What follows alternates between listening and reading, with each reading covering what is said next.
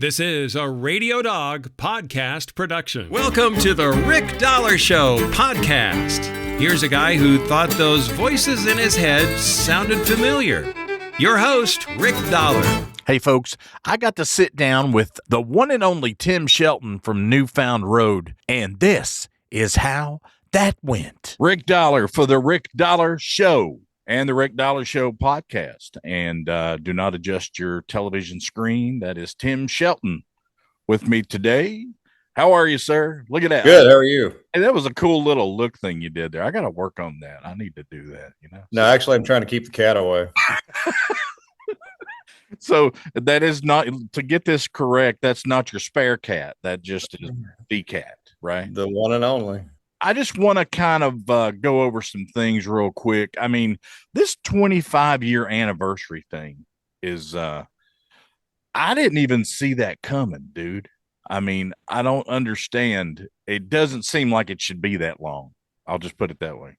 That's what happens when you get old. Oh, stick around long enough. Is there anything that you would have done differently? Well, that's a loaded question. Yeah, but probably there's too much to cover within a 30-minute time period. So, yeah. I don't know, man. You got a great lineup. Of course, you know, Junior's around, and anytime Junior's around, I can't be responsible for any of that. So, and I'm sure you can't either. No. He's a sick man, isn't he? I think it's something. Second or third interview that I ever did with the first podcast that we put out. I think it was Junior, and I was shocked. I was like, man, how much hair can a man grow? You know, it's a lot. Scary sometimes. Yeah, it's a lot. Well, okay. Now this first single that you guys had out from the record just got some major mileage, and I don't think that one's going to go anywhere anytime soon as far as people wanting to hear that song. But you're telling me that you've got a second one coming out here in the next few weeks, right?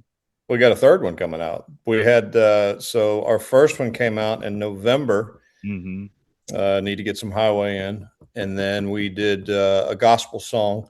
Yeah, that Chris and Morgan Stapleton and Ronnie and Garnet Bowman wrote, called "I Will Someday," and then our third one comes out next week from today. As we're recording this. Yeah. What are we looking at on the? What's that one called? It's called "The World to You," and it's another Ronnie Bowman song. You know, we lost Ronnie earlier this year. Ronnie, we were good friends. You know, I'm not somebody that can claim like I've known Ronnie since, you know, pre-LRB days or early LRB days. I've known Ronnie for 20 years, but we've been friends, close friends for the last 6 or so. Done a lot of writing together, played a lot of shows together. You know, we went out when I had the Tim Shelton Syndicate and played a lot of shows together. We were his band. Yeah. And we'd play, you know, either we'd play a set before him and then come back later in the day and close the show out with Ronnie and playing his music, or we would do one big set where we would feature kind of both of our band's music, but mostly Ronnie. So I got to know Ronnie real well, and he sent me a whole bunch of songs, and this was one of them. Or I think Josh sent me this, but I didn't know at the time when Josh Martin of the Woodbox Heroes sent me this, that this was something he had co-written with Ronnie a few years back. And I knew, like right away, I knew it would probably be a single at some point, or felt it was good enough to be.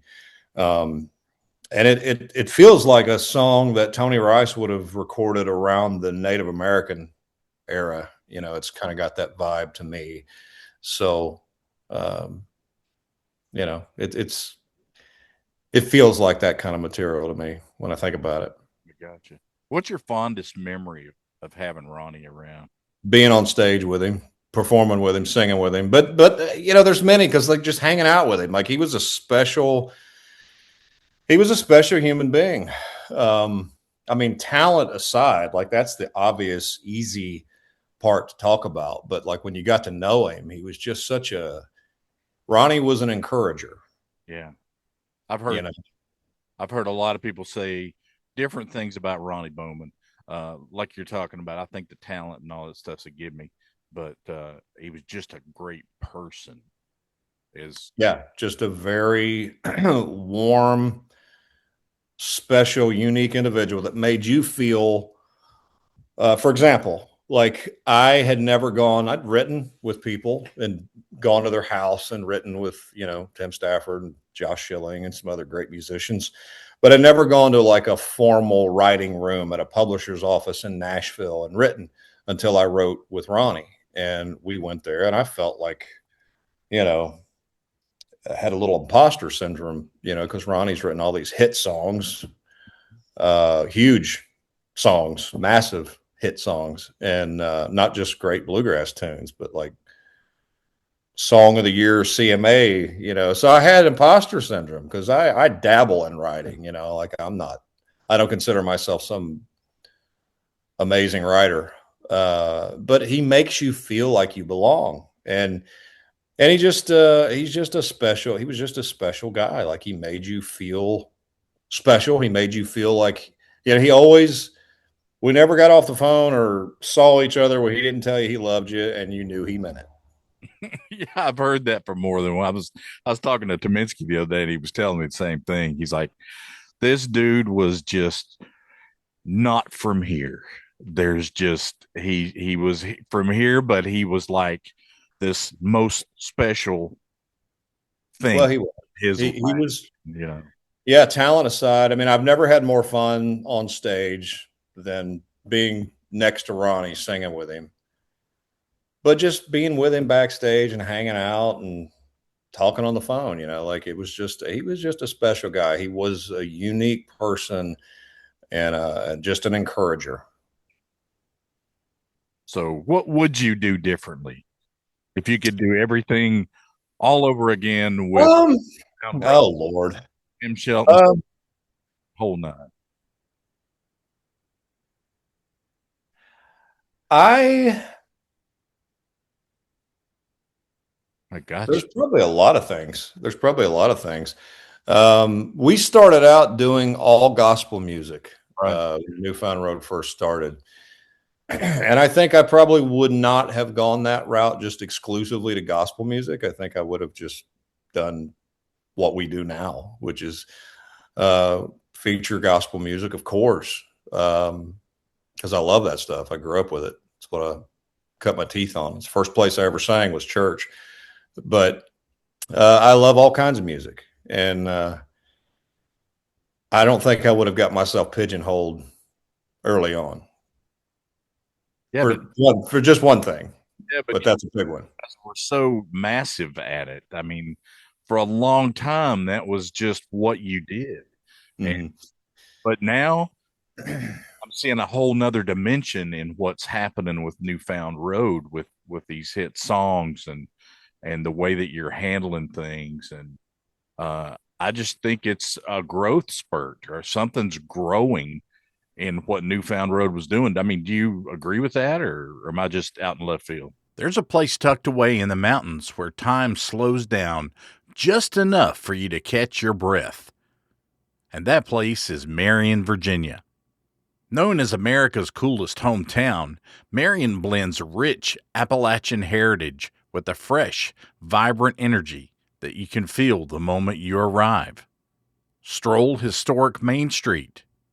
Take in a live show at the beautifully restored Lincoln Theater, or explore great outdoors along the scenic Hungry Mother Park, where the views are so unforgettable. Whether you're chasing live music, small town charm, or a weekend escape that feels like home, Marion delivers it all with a handshake and a smile. So pack up, head for the hills, and discover why folks don't just visit Marion.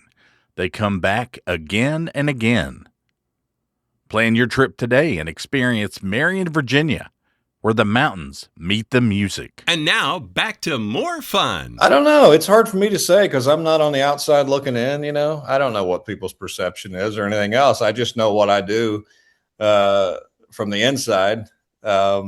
I think being around 25 years, as opposed to like starting out, that I think that adds some weight to whatever we're doing at this point, because these songs have been around in some cases 25 years, as us doing them.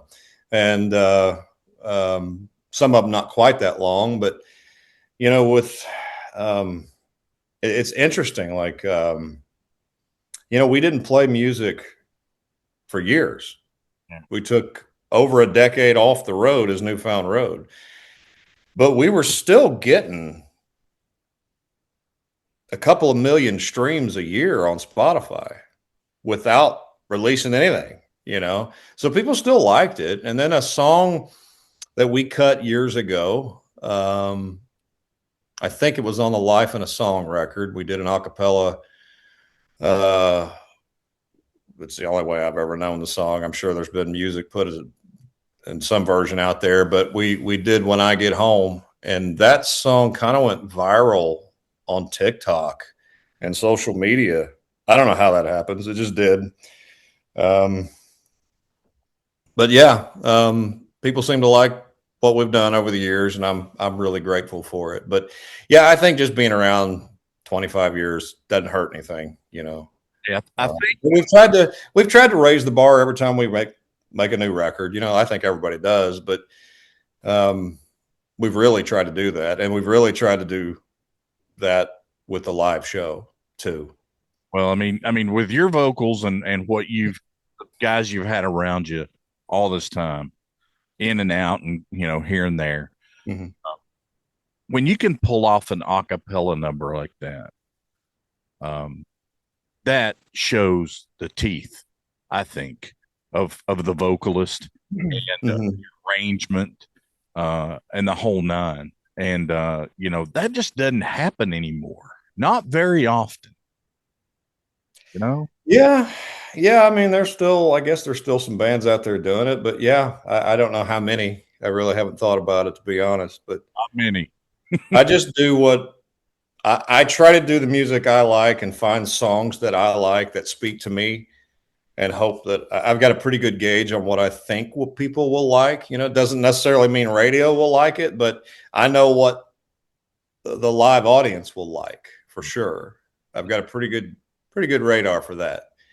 And so far radio's been real supportive of this new music too. So is it getting harder to find music like that these days, or songs?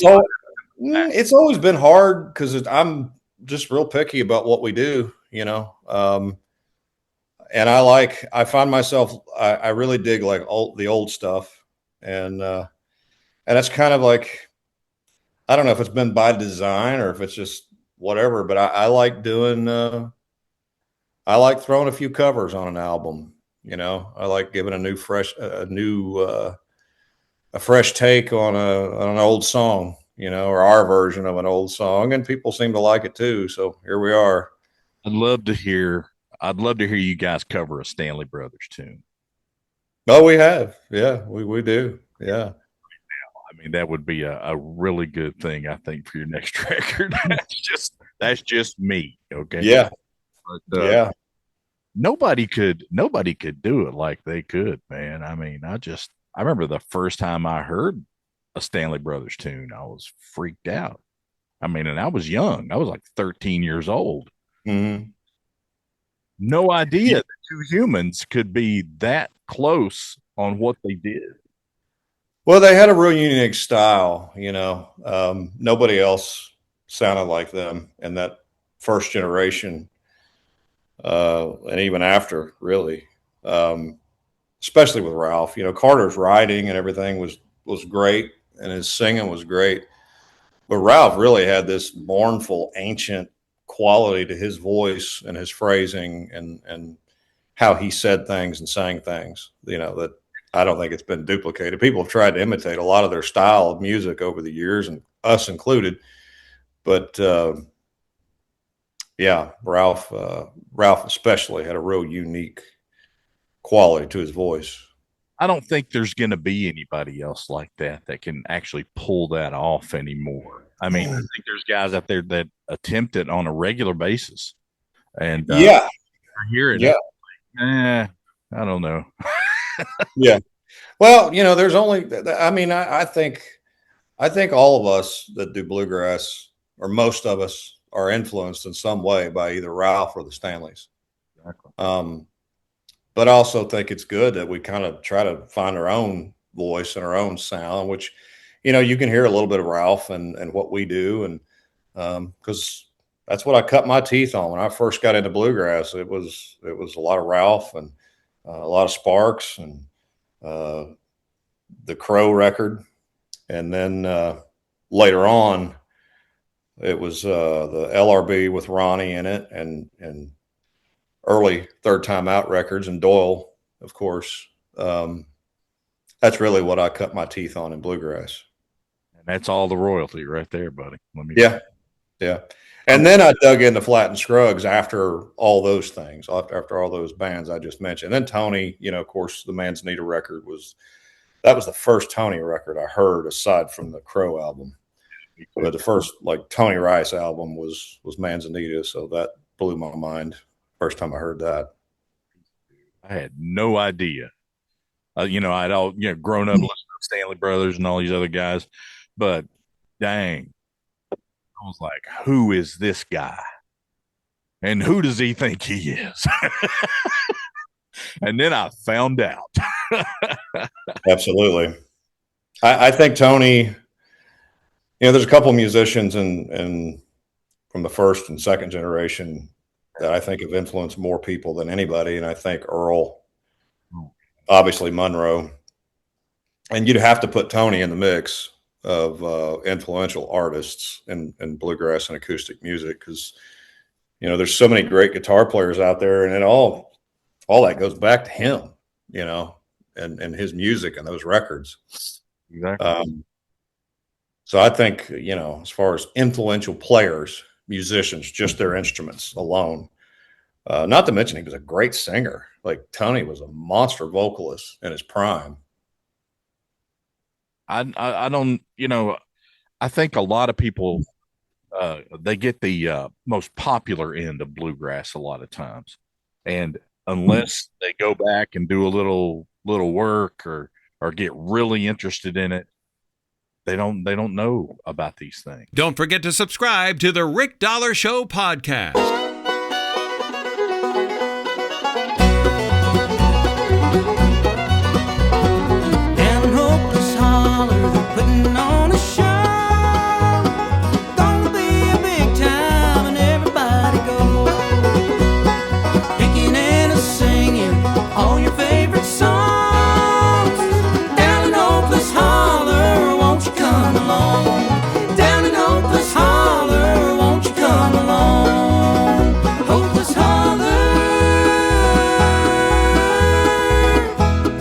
Holler Trading Company, where one style fits all.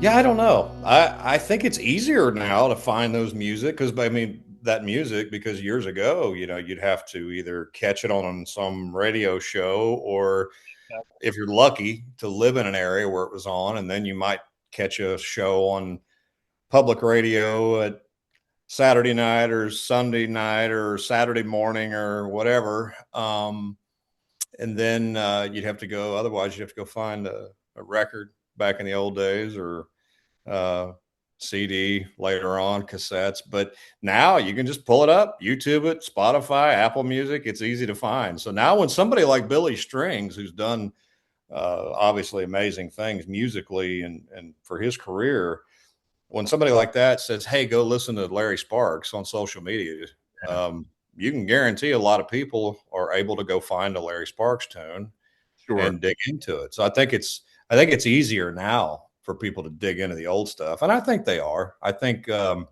when somebody like Billy Strings says, hey, you guys should go listen to Larry Sparks, or go watch Larry Sparks at Ralph Stanley Festival in May. He made a post the other day I saw, it's stuff like that. It's really helpful to someone like Larry. So yeah, I think it's easier now to find music and dig into it. Hopefully that's going on. I think it is. I think the first time I met Sparks was at the Wimmer Festival in Bristol, Virginia. I think it was one year, but it was a few years ago. And I had no idea the celebrity that Larry Sparks carries with himself. Mm-hmm. No idea. So Mm-hmm. I go back into this place where he's signing stuff, and he's like, "Oh, you ready to go?" So I lead him through the hallway to get to the interview room that we're going to. Mm-hmm. And all these people just stop. They just stop doing whatever they're doing. Here I am helping Larry get through the crowd, and I'm thinking, what is the deal? I had no idea who I was dragging through the hallway to go in here and talk to. Yeah. Over the years, dude, it's just gotten bigger, I think. I mean, Yeah. and Larry's probably one of the most humble people you'd ever meet.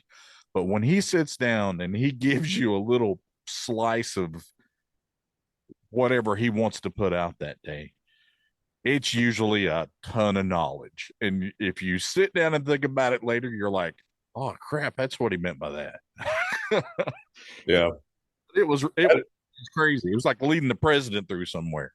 Yeah. I had a chance to play some music and shows with Larry many years ago. Yeah. There was a period of time when just he and I would go out and play some churches singing gospel. Yeah. What an honor that was, you know. Yeah. I mean, It was cool. guys were just boys, huh? You're just hanging out. Yeah, we just go play at these churches and sing. Yeah. Larry wanted to do it, and he asked me, he came to the church I was going to at the time. And he had another church to go sing at that night. And he goes, "You want to go with me?" And I was like, "Sure." So from there on, anytime he played around here, in this area, he'd give me a call. And then I played some festivals with him, played bass for him when D couldn't go out with him or whatever was going on. That's crazy. Yeah. That's got to be something you're going to just think about your whole life, you know? Yeah. I had my little honors, little legends kind of thing that I was doing when I first started doing these interviews.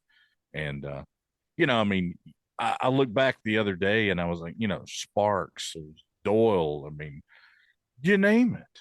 They were, and they were very accessible. Yeah. Of course, now Doyle's, sort of basically retired. He kind of only does what he wants to when he can. And he's playing some shows this year. I've seen some flyers where he's coming back out. He's put some guys together. He's going to be playing some this year. I don't know where exactly, but yeah, he is going to be out, which is good. If he wants to do it, do it. One Christmas, I went back to Bristol and was driving out 421, and Doyle had this little shed over here that he would park his bus at, and I'm driving out through there, and the bus is there, and I'm like, what? So I'll wheel in. You could have heard a pin drop. It was after their last show, Doyle. And I was like, wow, I should have just kept going because it was so sad. And Doyle standing there, counting merch at the end of the run. Yeah. Crap. Oh, man, I felt so bad about that. But Doyle was like throwing shirts at me. Here, take this one. This will fit you. Come on, do this. Yeah. But that was the strangest little situation, I think.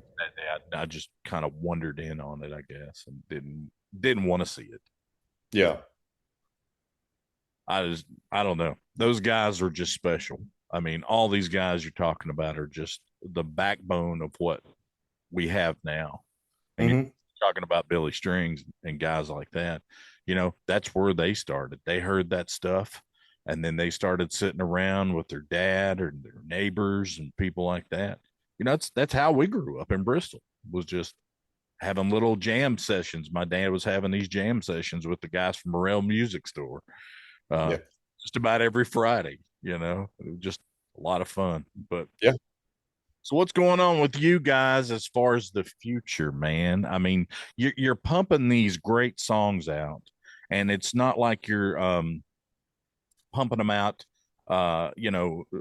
just willy-nilly.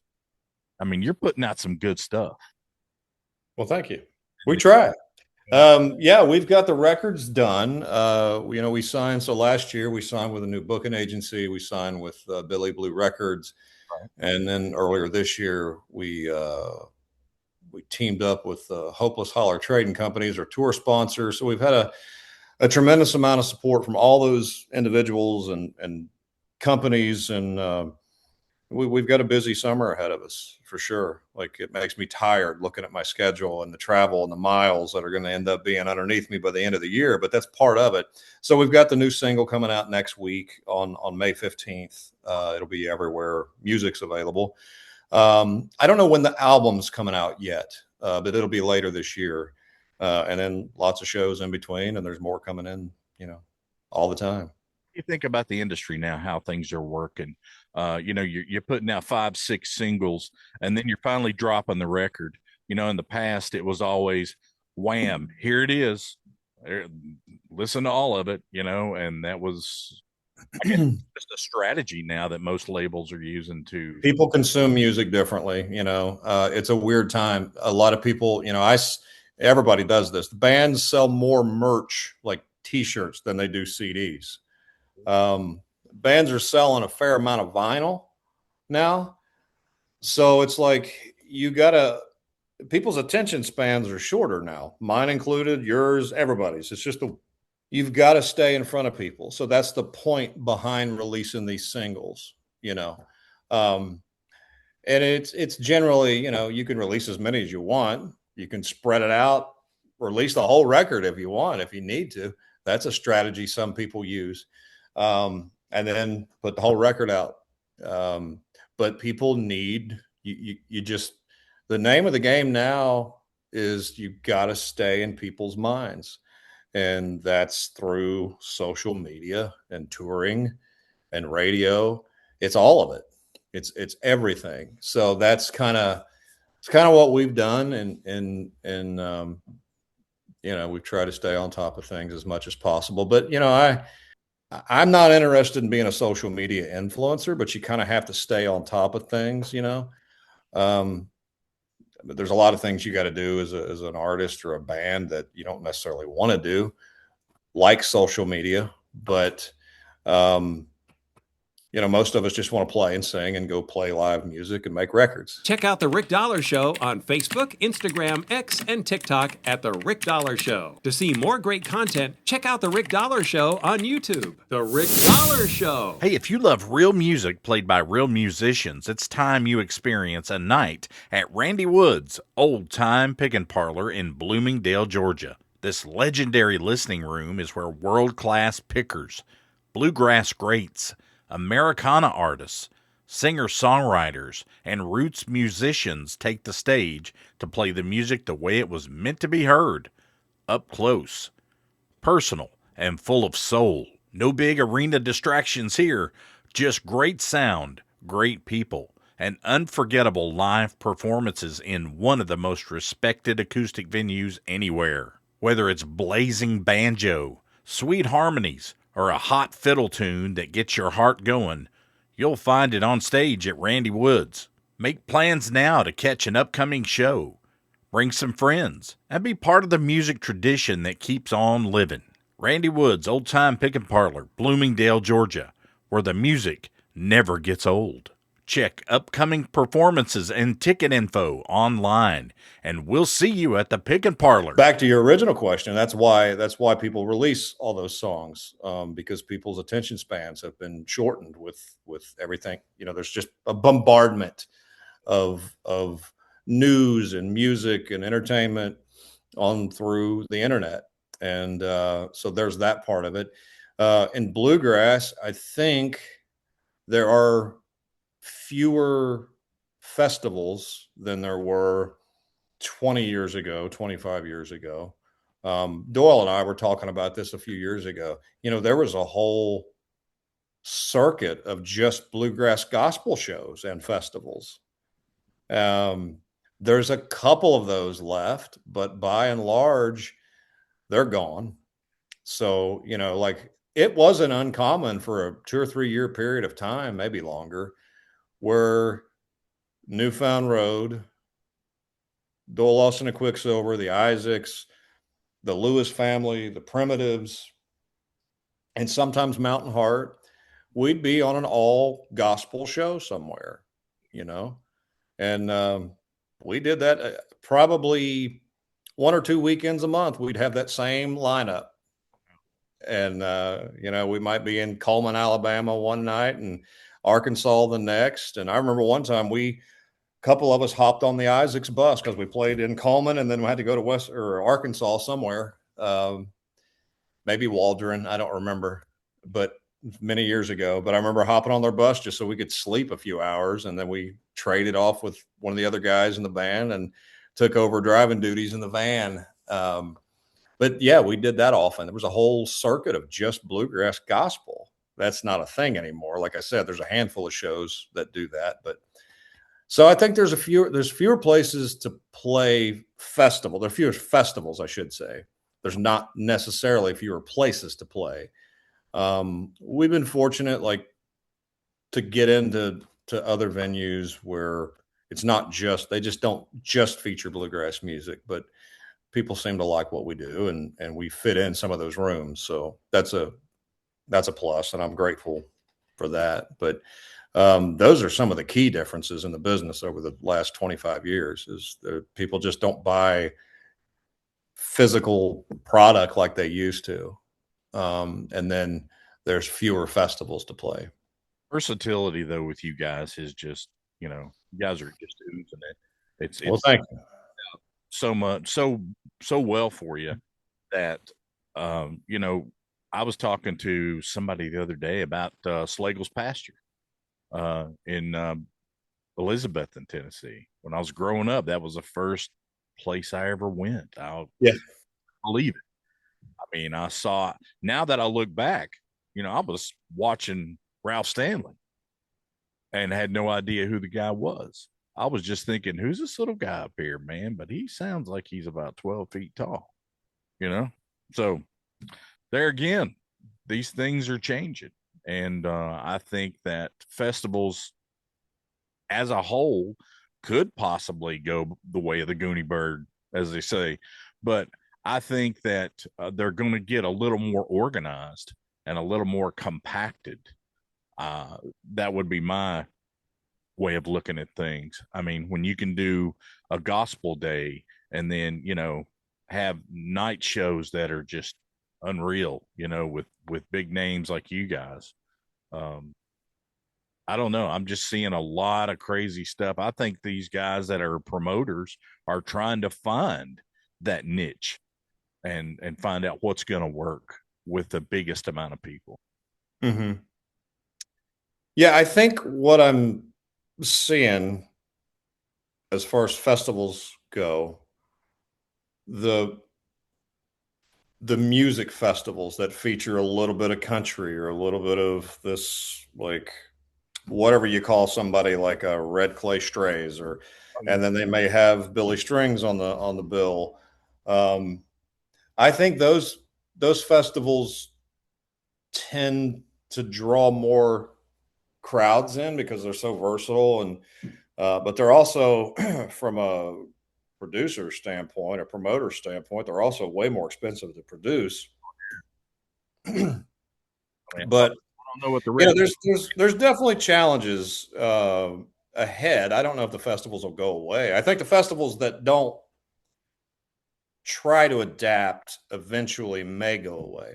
And I'm not saying they have to all book outside of bluegrass. I'm just saying, like, I think the presentation has to be stepped up. Versatility of things just has to happen. I don't know about the versatility part. I think if the production values are stepped up overall, you know, to include things like lighting and a nice stage and maybe cover for the audience, maybe, if that's feasible. It doesn't necessarily mean it's not going to work if there's not a cover, because there's some festivals are so big there's no way to do that. But like if the stage is nice and there's good sound, good lighting, good bands, those are all the things I'm talking about. I think promoters are and I feel like a lot of them are doing that. They are stepping up that end of it. They are too. All right. Young man, I'm going to let you get to whatever else you have to do on a Friday afternoon. Yep. I appreciate you sitting down with us today on the Rick Dollar Show podcast. And we're going to completely change everything that we've ever done when it comes to Tim Shelton. So we're going to push you as hard as we can. Well, thank you. I had no idea, though, before you and I had met. I think it was about a year ago, maybe at Randy's or somewhere. I had no idea the versatility that you guys, had pushed on. 25 years is a long time, but Yes, and we do music we like, and most of us in the band like a little bit of everything. well, here's the 25 more, man. Thank you, Rick. All right, bro. Have a good day. Thanks for hanging with us for this week's episode of the Rick Dollar Show podcast. Don't forget to visit all of our partners who make the show possible every week. Be sure to head over to Spotify and Apple Podcasts to leave us a review or a comment to win some cool merchandise from Hopeless Holler Trading Company. And now, here's some credits. See ya! This has been the Rick Dollar Show podcast. The Rick Dollar Show podcast is produced by Radio Dog Productions. Theme music is written and performed by Jeremy Garrett at garrettgrass.com. The Rick Dollar Show podcast cannot be reproduced or rebroadcast without express written consent from Radio Dog Productions. I'm Kent Jones, and this has been a Radio Dog production.